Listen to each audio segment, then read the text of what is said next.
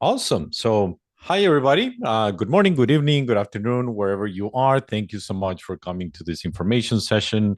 I'm Fernando. I'm the Director of Translation and Entrepreneurship for our NSF Energy Storage Engine. With me are the team members that we have from our engine side, Candice Reeves and Maya Minter. And we're very glad to have you here on this information session. If you have any questions, as it is in the chat, please just put it on the chat. I will try to address it as I go along. It doesn't have to be just at the end. We can talk about it as I go along, and I hope that I'm able to answer your questions and give you an overview of the whole engine effort. So to get started, what is the engine? So the engine is a program by the National Science Foundation, particularly under the TIP Directorate, Technology Innovation and Partnerships Directorate, and it's a big investment. So it started about 2.5 years ago.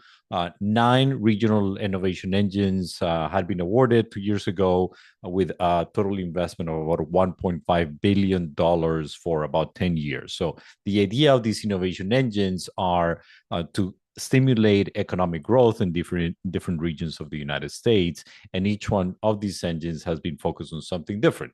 You can find an engine on water management in the Great Lakes. You can have an ag tech engine in Dakota. You can have a semiconductor engine in the Orlando area in Florida. And here in upstate New York, we were awarded with the NSF Energy Storage Engine. Yesterday was a really interesting day because hot off the presses, there were 12 other engines that were awarded. So now you will see this program expanding even more. It is a big program by the National Science Foundation. And again, we're still the only energy storage engine from all of these engines, which are now going to be 19 engines. But we do have some engines that are coming online that might be interesting to you as well. For example, in critical materials, there are 2 engines right now in Kansas City and in Alaska that are going to be really interesting. Even quantum technologies as well could be very interesting as a combination of energy storage. So again, 19 engines as of yesterday, which is a great news. 2 cohorts of engines. Each one of these engines, it's a $160 million investment for about 10 years each. So ours launched in February of 2024.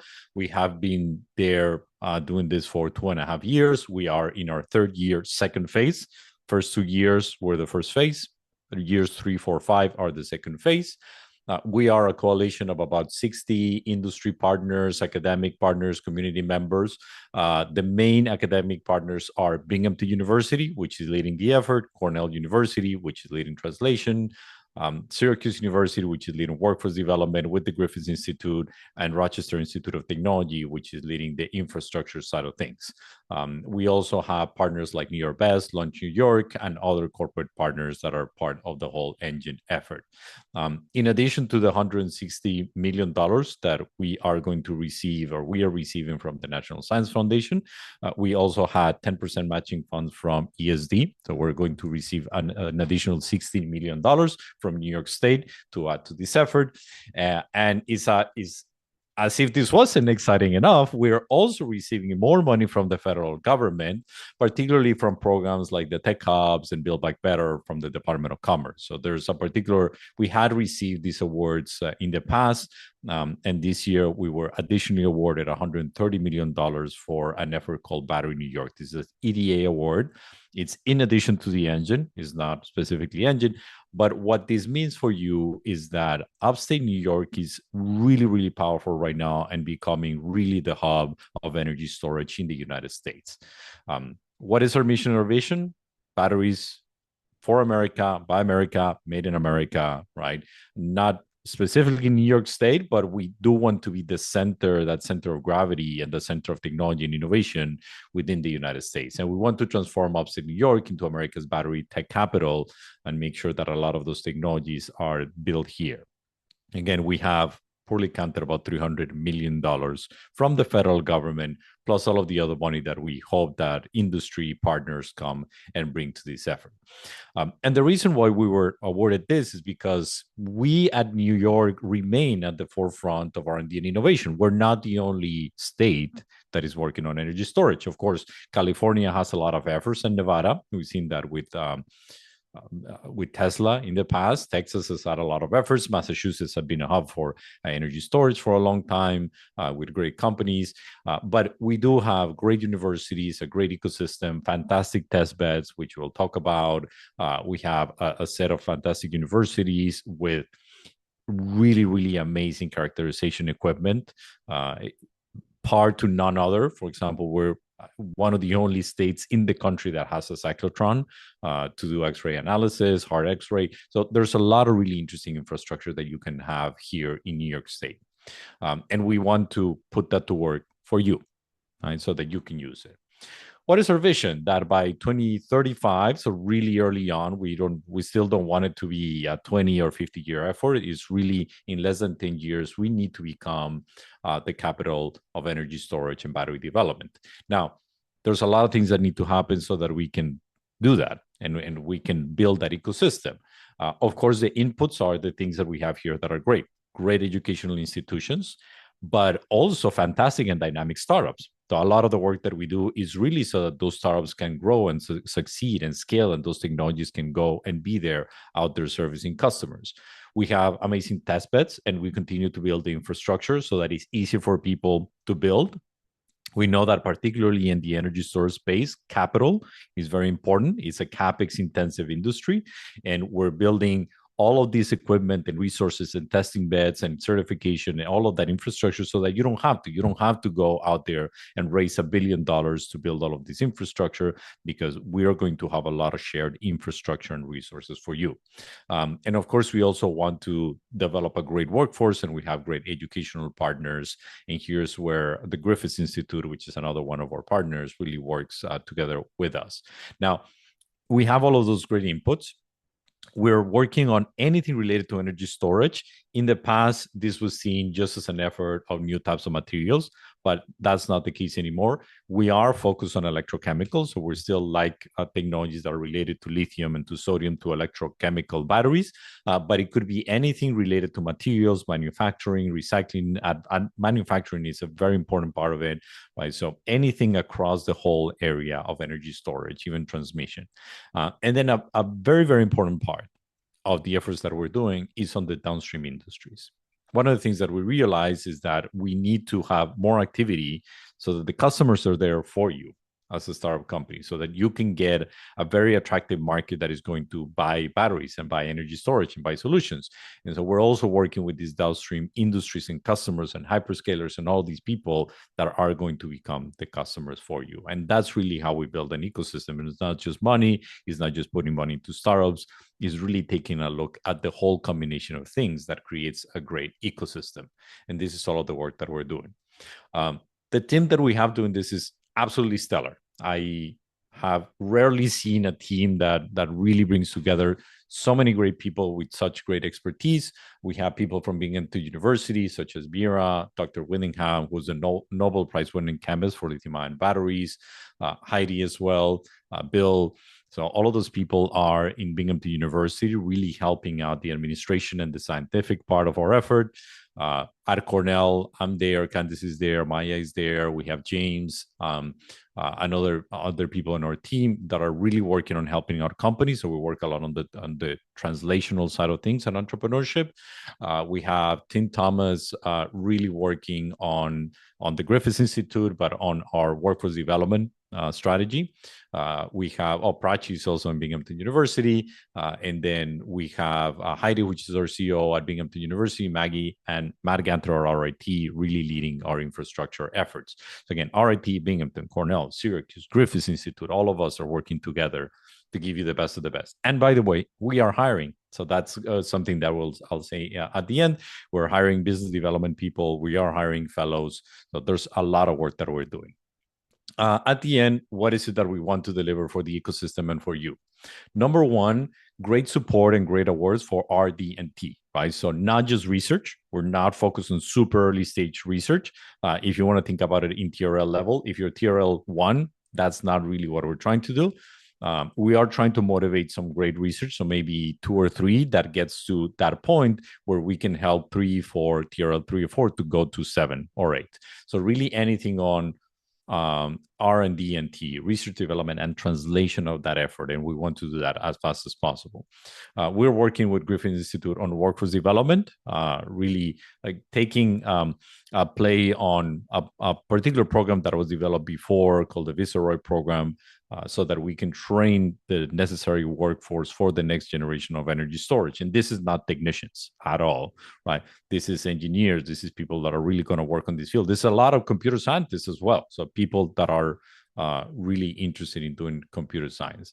And then the third big angle of this, or necessary component of it, is our testbed infrastructure. Testbeds are extremely important.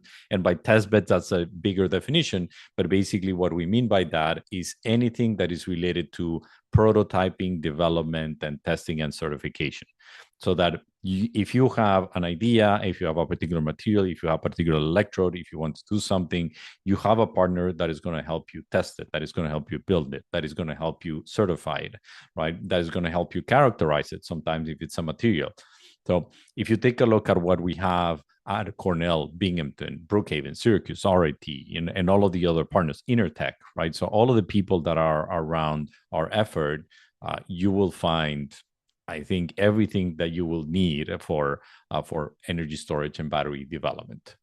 We have this cheat sheet, and we'll send it to you. You can also find it on our website, which tells you about all of the support that you could get on electron and cell making or advanced manufacturing, on safety testing and certification, and even some people that are doing contract manufacturing. One of our big partners is Kodak, which is doing cell contract manufacturing, and so they could be great partners for you as well. What has happened in the past 2 years, again, we've been working on this for about 2.5 years, is that we have done a lot of work with our regional partners, such as Raymond and Electrovaya. These are big companies that are coming into the ecosystem. We really supported early stage startup companies. We try to bring a lot of people within our ecosystem. And we had some really interesting wins. One of our companies, ATOs, won Battery Manufacturer of the Year. We had several companies gathering customers. We were able to see a stat where about 20% of all of the venture investment that our startup companies in this ecosystem, that just happened last year because of the effort that we did helping them, and because of the resources that they had in this ecosystem. So now we work with over 60 partners, more or less, with over 15 R&D teams and 15 startups. We have given more than $4 million in grants. Those startup companies have been able to raise over $88 million. We actually have also raised and helped raise another venture capital fund called Launch New York. Marnie Levine has been on top of that, and she's been able to figure out a particular effort so that more of our companies can also get private funding, right? It's also very important for us to motivate the private funding markets to come in and fund companies. So really now it's a very nice, healthy ecosystem growing in many different ways. However, we are changing strategies a little bit so that the first 2 years, and maybe if you saw some of the work that we did before, we really focus on programs like Superboost and R&D, really helping us companies that were TRL level 3 and 4. And that worked out well. We'll continue to do some of that work. But in years 3 to 5, we are going to become a little bit more industry-centric and then market-driven. What does that mean? First off, we are going out there and talking to large corporates, BAE, Northrop, Raymond, GE, all of these large companies, and saying, what are your needs and how do we connect what you need to what we have down the pipeline? Whether it's startup companies, whether it's service providers, whether it's companies that are established, so how do we make that connection to the large industry need that you have as a corporate partner? Sometimes it's workforce development, which is great too, right? So that is important for us because we're trying to build a market. And in addition to servicing those big industry players, we're also motivating markets as well. So we're trying to go out there and say, how can we motivate a market like drones, which is very important for national security? How do we motivate them to really switch to national supply and national supply chains? How do we motivate a market like maritime transportation to switch to US supply? How do we motivate the whole military market to switch to US supply? How do we motivate the materials handling market to switch to US supply, or at least as much as possible? Right. So we are focusing a lot in pushing the boundaries of the market so that you can have demand, because at the end of the day, we have a lot of great technologies, but if there's no demand, then really there's no way of growing that. So we are building these programs that are a little bit more focused on market making, a little bit more focused on larger customers, but that is to your benefit if you're a smaller company or an academic team, right? Because it will create the markets that you actually need so that these products then have a way of growing and scaling up. And we didn't invent this, right? So there were other efforts that worked out this way before. We got a lot of inspiration from previous efforts that we've seen here in New York State and other places in the country. But here in New York State, we've seen efforts like Sematech and New York Creates and Infotonics. And we also talked to a lot of people at Georgia Tech, GTRI, the Research Institute, and then IMEC.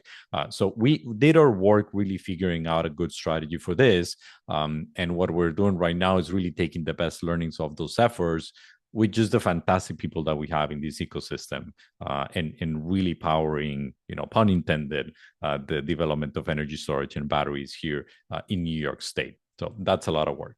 Now, because we had to focus, right? We had to say, okay, we're gonna go and really motivate these larger markets and corporates to start being the demand side and really understanding what they need. We also had to focus on particular areas that we think that are very relevant. And we picked four areas, right? So what are these four areas that are very relevant for us? And if you have any project in any of these four areas, even if you have beyond, please connect with us. But if you have any project in these four areas, then we definitely want to hear from you, and we want to see how we can help you. Number one, and it's pretty straightforward, safety. Right? So we're not going to be able to build a great ecosystem and have manufacturing and everything in energy storage if we don't motivate safer technologies. So we're doing a lot of work in reducing this not in my backyard, right? Battery technologies have gotten a lot safer, are a lot safer, and the technologies that we're building are very, very safe. So we need to give that message, but also show the work that we're doing. We're leveraging our advanced safety testing center, and we're working with the certification entities to make sure that everything is done the right way.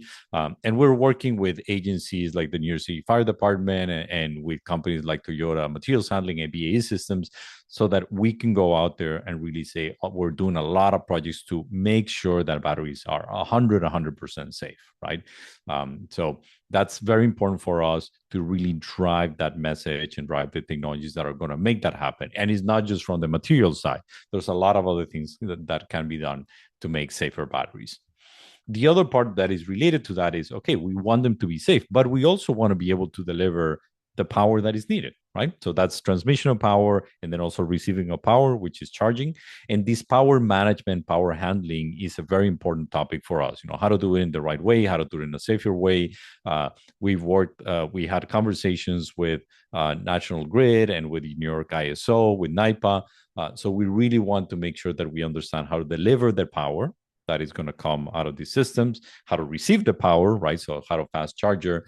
And we're looking at these big players to help us, because there's great applications of this in grid, in data centers, right? In electrification of maritime or electric vehicles. So in many different applications. So the power engineering side, very, very important for us. Think about it as, how do we deliver electrons in a much better way, and how do we receive electrons in a much better way? The third topic, again, very, very relevant for the time as well, is advanced manufacturing. So what do we mean by advanced manufacturing, right? So manufacturing right now of energy storage is very CapEx intensive and OpEx intensive. So it takes money to operate it. It takes money to buy this capital equipment. We want anything that is going to reduce both. And automation is a big part of that. So anything that is going to help us do manufacturing in a better way, when we don't need as many steps, or we don't need as many machines. At the same time that we don't need as much energy, or we don't need as much water, or we don't need to have binders or PFAS, or all of these things. So it's really thinking beyond the current manufacturing technologies and going to advance. And that way we're able to leapfrog manufacturing. we're not really interested in putting up a battery manufacturing facility that is right now exactly what's happening in China, putting it here. Why? Because then we would already be 2 or 3 years late. And so the competitiveness that we want to see is these leapfrogging technologies. And there is a lot of room to improve battery manufacturing. Believe me. So we are working with companies like Kodak and Corning in ATOs, which is Battery Manufacturer of the Year, so that we can figure out great automation and advanced manufacturing solutions. And the last one, which is also very relevant, that hasn't been spoken about a lot, but now you see it coming more and more, is the use of AI in everything related to energy storage. It could be for materials discovery, which is already happening with companies like Radical AI, but there are more efforts that could be done using AI for plant design, for supply chain management, for design of new types of batteries, for design of a better manufacturing system, for optimization of manufacturing. There's so many things that we can do with AI, and we are interested in actually hiring fellows on AI, so that we can bring more of these expertise in-house. And we want to understand how do we apply this to everything in the energy storage sector. So there's nothing bad about that, right? So these are the 4 areas of expertise, and we will work with larger companies, either to make sure that we solve a problem that is unsolved. That's an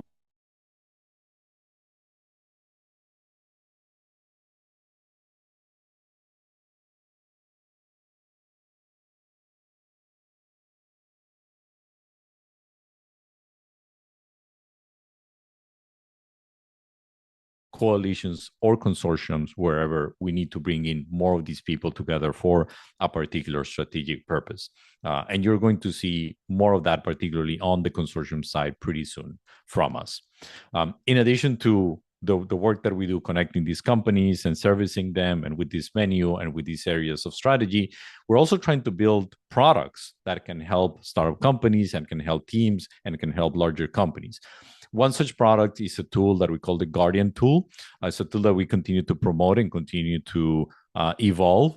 And the idea of this tool is that whether you're a small company, mid-sized company, or large company, it really helps you understand how safe and secure and compliant is your supply chain. Super important right now, right? We're moving to an era that there's a lot more regulation in this space. The government is going to start mandating, build American, buy American, right? So it made in America. They're going to start mandating that there is FEOC compliance, a whole bunch of things.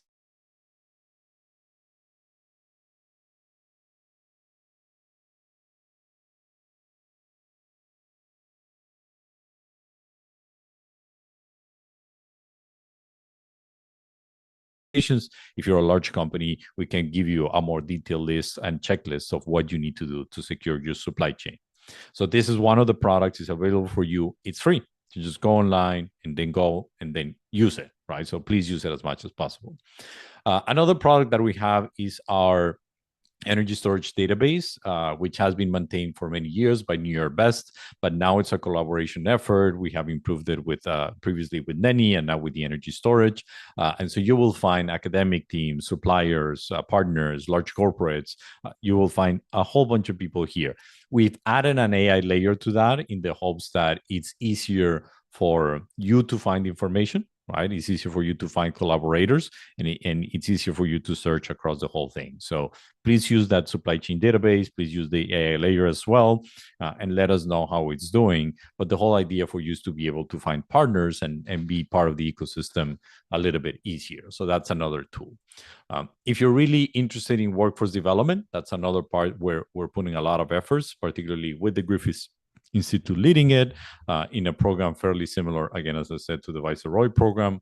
And the goals there is to really catalyze all of these driven education and training programs, and being able to find the people that are going to help companies succeed, but on the next generation of energy storage technologies. As I said before, we're not trying to train technicians because the manufacturing will change. We're working on advanced manufacturing, so we're really focusing mostly on the engineering side and making sure that there's opportunities for internships. There's opportunity for students that go and understand what these companies are doing before they go into the labor market.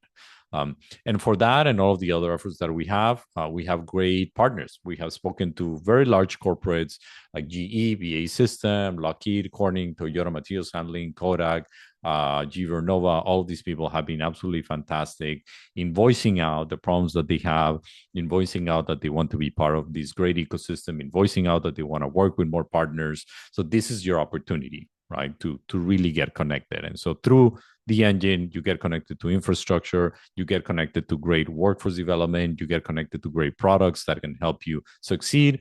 And in addition to that, as if this wasn't enough, you also get connected with money. Yes, we're also giving awards to companies in our ecosystem. There are now a few mechanisms that we have for that.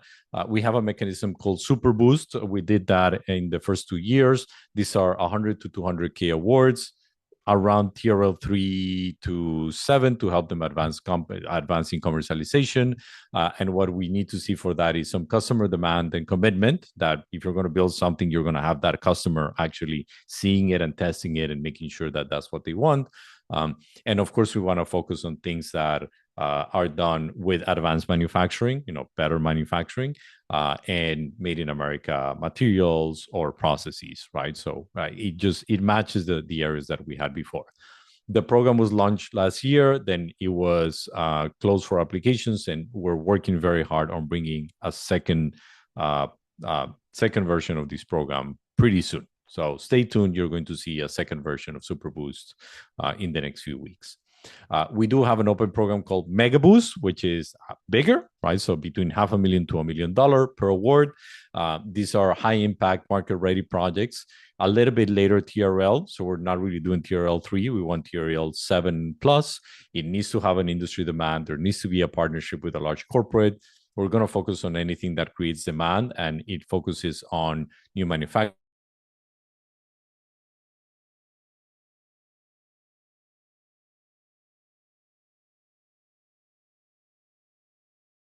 Already send us applications, which thank you for that. And a lot of the response back has been, we want to know how this is going to motivate a market to move to do exactly the same thing. So whether it's the drone market or whether it's the maritime market or whether it's the materials handling market, but there needs to be an angle here that this money is the seed for something larger, right? So it cannot be a subsidy for a large company. That's not a good thing. It needs to be, hey, we need this signal so that this starts a flywheel of something really of a market actually starting to buy more, right? So that's really the type of projects that we want to see. We also have an R&D manufacturing readiness challenge. This one is particularly focused on advanced manufacturing and domestic manufacturing. So anything related to non-toxic, PFAS-free, energy efficient, less water, right? So it's kind of interesting. It is, you might say, oh, but this looks like sustainable. Well, it is actually reduction of materials, right? So what we're trying to do is reduce the amount of water because that reduces the operating cost. We want to reduce the use of PFAS because that reduces the operating cost.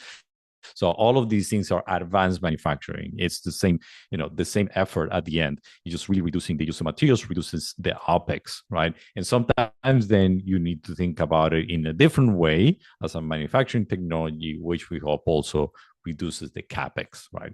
So right now on our website, you can find the link so you can submit applications to both Mega Boost and the Manufacturer Readiness Challenge. And pretty soon you'll also see it for the Super Boost program. So with that, what I want to say is, I hope that you join us in this effort. We are just in year 3 of 10 years. So this is going to be a long-term effort. We're all committed to continue to do this and to bring more of this activity here. The future is just to see Upstate New York as America's battery capital. We want to be that center of innovation and great work and build a great ecosystem for everybody so that everybody can connect. And if you want any information, please visit our website, upstatenewyorkengine.org, upstatenyengine.org. You can find information about all these programs. I also highly recommend that you go and look us up on LinkedIn, because there's always great updates that we put on LinkedIn. And then send us an email either to NSF Engine at Binghamton or connect with any of us here on this call. So with that, I'll open it up for questions. Yeah, and Maja put a whole bunch of great links, right? Ecosystem, supply chain risk, or mega boost technology, or manufacturing readiness. So basically, copy paste, screenshot it, right? And apply to any of these programs. And I'll make sure to send those Thanks, out. Fernando. So we have two Q&As in the chat already. So the first is, what is the focus of battery optimization? Do we consider optimization of minimization of degradation, optimization of energy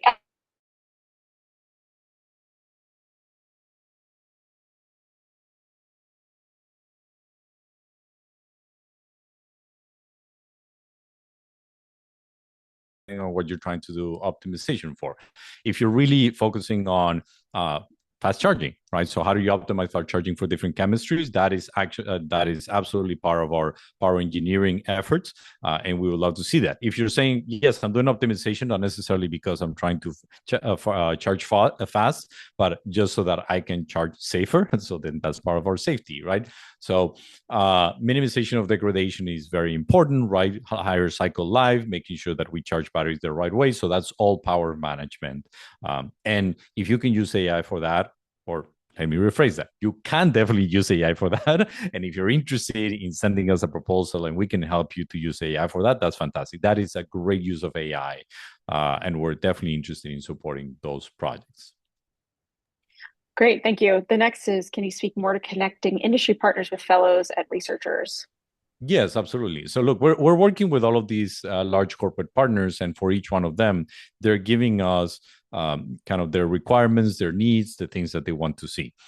So depending on what are their needs, if their needs is for more power engineering, or their needs is for a particular safety solution, or their need is for a battery that might not exist at this point in time, right? So, for example, we've had some requirements. One of our partners is the military, right? It's Space Force, and one of the requirements is, hey, we want 0 volt operation. There's not a lot there, right? So this is an opportunity for researchers to go and really develop something interesting for that. So we are starting to collect that information from these corporate partners, and then through our universities we're trickling them down so that all of the researchers in our universities can see those opportunities. Now that doesn't mean that there's only an opportunity for you to work with us if you're only at Binghamton or only at Cornell or only at Syracuse. Now, if you are at SUNY, you can definitely work with us. If you are at RPI, you can definitely work with us. We have awarded RPI. I think the important thing would be that you connect with us and you say, look, this is what I'm working on. This is the type of project that we have. Once we have more understanding on the projects that you're working on, then we have these groups of business development people, and actually we're hiring someone specifically for that effort, so they can start saying, oh, wait a minute, this large corporate has that need, and I know that this researcher has a potential solution, and then we make that connection. And if that connection requires some money, then we can also put in some money on that. So that's how we're doing it. Mm-hmm. We have more questions rolling in, Fernando. The next is, Okay. are we doing any work on battery recycling, planned or Yes. currently going on? Yeah, I mean, we did support battery recycling projects in the past, like Princeton New Energy. We have other companies that are part of our ecosystem that we've been talking to a lot, like Lee Industries and Bridge Green, that have been in this effort. There's some background effort actually to put really interesting recycling operations here in New York State, and we're helping them connect through EDAs. We're helping them understand where this can be done, what are the resources. So yes, we're doing a lot of background in recycling, both in the R&D side, but as well just if that is going to be set up here in New York State to get that done, right? A big part of that is also connecting them to the people that are going to give them the materials. Right? A lot of recycling is done with manufacturing scraps, and we don't have humongous or gigafactories in New York State that are giving that particular material. But as some of these battery manufacturing efforts are developing, whether it's us with Battery New York, or whether it's the people at Electrovaya or Ultralife, right? So we're talking to them right now. There's nothing specifically that we're announcing, but we do want everybody to move towards that direction. And we are very interested in any new type of technology or effort related to battery manufacturing. We also have spoken to Glencore. I know that the light cycle plant, had been shut down, that project, but Glencore is trying to bring it back. So it's kind of a little bit slow. It's a very capital intense effort. And that is a little bit the stopping point at this moment in time. But we're trying to figure out how do we motivate that and how do we help them connect to the right resources for that, including the federal government. Thank you. The next is about Superboost. So does the grant provide support beyond financial financing or financial funding? Yeah, I mean, I'm not sure exactly what you're thinking of, but yes. So once a company starts working with us, whether it's Superboost or manufacturing or R&D or MegaBoost, then we are very communicative, right? So we're not helicopter parents trying to figure out exactly what you're trying to do, right? So there are milestones and there's work that you need to be and that needs to be done for the grant. But what we definitely do is try to make sure that you have the right products that can help you, the right supply that can help you, to make sure that if you need any of our infrastructure and you can use any of our infrastructure, then you'll get connected to that, right? So part of the work that we do as we're doing the award is making sure that you put that on your budget, right? Like, hey, I need to do some battery testing. Well, we have a battery testing center, RIT, so use it, right? I need to do some certification. Can you use Intertech? Can you work with UL, right? So we make sure to do all of that work so that it's not a scattered effort. You're able to get the best of our ecosystem to help out on that. And there's an additional one that I didn't talk about, but one of the additional products that we're working on right now is helping you do a very good techno-economic analysis and scale-up analysis, right? Once Battery New York comes online, Battery New York is going to be our battery manufacturing effort in Johnson City, just a few minutes away from Binghamton. Then that effort is going to help people not just do a techno-economic analysis, but also understand the scale-up economics, right? And that's going to be a big, big help, particularly for startup companies that always struggle to make the case of scaling, right? So that particular pricing case. So yes, lots of other things in addition to the money. Great, thank you. A few more questions. So first, have you looked at the ITC incentives for companies to use batteries manufactured in the USA? So I have not looked particularly at those incentives, right? So, but we are really close right now with both state government, federal government, and regulators. Just yesterday, actually, we had a big shout out for some of our congressmen from the Rochester area. So we're trying to bring more incentives into the open so that everybody gets to see those incentives. There probably are going to be also incentives which are federal programs. Department of Energy is going to put more incentives, and we're going to be aware of those and connecting our companies to that. So we're trying to build that intelligence. So yes, we're interested in that, but I haven't particularly looked into that, to be completely honest. Yeah. Mm-hmm. But I will now that you put it there, for sure. Yeah. Next, with large data centers being positioned as large flexible loads, where BESS could be a huge advantage, how has the New York State data center moratorium affected our efforts? Yeah, I mean, I think that everybody was very excited about data centers being a particularly new market for everybody. But we also that was not the only basket that we were putting our eggs in, right? So, and this is exactly why a big part of our work is motivating many different types of industries, right? What has happened in the past is that we are too reliant, we meaning the whole of the US, we're too reliant on commercial electric vehicles, right? So on consumer electric vehicles. And so, yes, it's great that a consumer electric vehicle might be able to buy gigawatts of energy, but at some point in time, if GM doesn't want to hit the targets, right, then everybody gets in limbo, right? So that's not a good thing. So what we've been trying to do is really motivate other markets. So in the military, we've been talking to Navy, Army, Ground Vehicle Special Command, Air Force, Space Force, right? So all of these ones are willing to buy batteries. And I can tell you, for example, there's a market that is growing quite nicely, which is drones, right? Growing very fast, many different types of batteries. So it's not just one particular type of battery, because there's many different types of drones, and that market is growing a lot. We hope that the data center market continues to grow again, but yes, it affected that moratorium. So we'll have to wait and see. We have been in discussion with GE Vernova because they are interested in this market, and we want to make sure that as they're setting up some of those energy systems, they also set up batteries. But we've also been looking at markets such as using energy storage in skiing sites or in maritime transportation or in materials handling, which is electric vehicles, but not the commercial one, not the cars, but forklifts, robots, right? So bigger trucks, bigger buses. So we're yes, sorry for the long answer, but basically the short answer is yes, of course it has affected, but our strategy is not to focus on one particular type of market. Therefore, it's not going to be the only thing that is going to drive. We do hope that at some point that is a big driver of batteries. Thanks, Fernando. Thanks for everyone for the very thoughtful questions today. So the next is, are you interested in any particular grids, i.e. wholesale markets like PJM and ERCOT? Yeah, of course. I mean, that, great wholesale electricity markets, huge, right? We did one of the awards initially in our first Super Boost to iAccess, which had a very interesting hybrid transformer, particularly for these grid applications. I think that grid modernization is coming, whether we like it or not. We have to do it. Part of what we want to do with maritime transportation is actually improve the grid and the system that happen.